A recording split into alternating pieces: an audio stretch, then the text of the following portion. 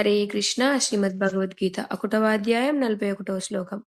శంకరో నరకాయైవ కులజ్ఞానాం కులస్య చ పతంతి పితరౌ హ్యేషాం లుప్తపిండోదక్రియః.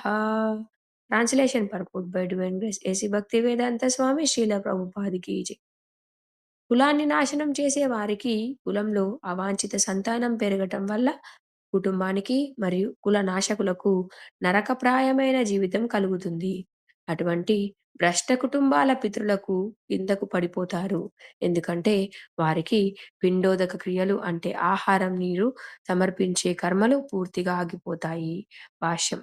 కర్మకాండ నియమాల ప్రకారం కుటుంబ పూర్వీకులకు క్రమం తప్పకుండా ఆహారం, నీరు సమర్పించాలి.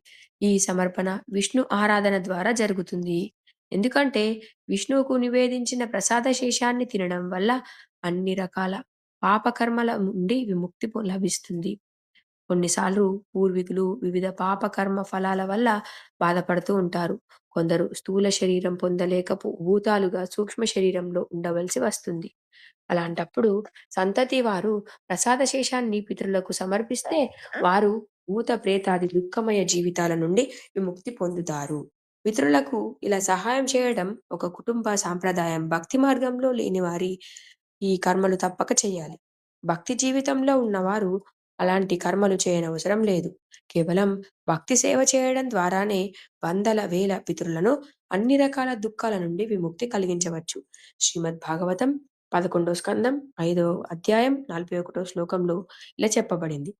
దేవర్షి భూతాప్తనూనాం పితృణాం నకింకరో నాయం నృణీచ రాజన్ సర్వాత్మనాయ శరణం శరణ్యం గతో ముకుందం పరిహృత్య కర్తం.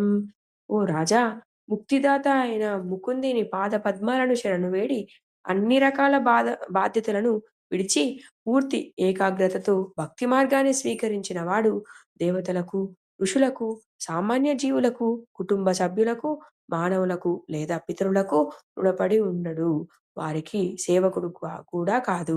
అటువంటి బాధ్యతలు భగవంతుని భక్తి సేవ చేయడం ద్వారా స్వతహాగా నెరవేరుతాయి.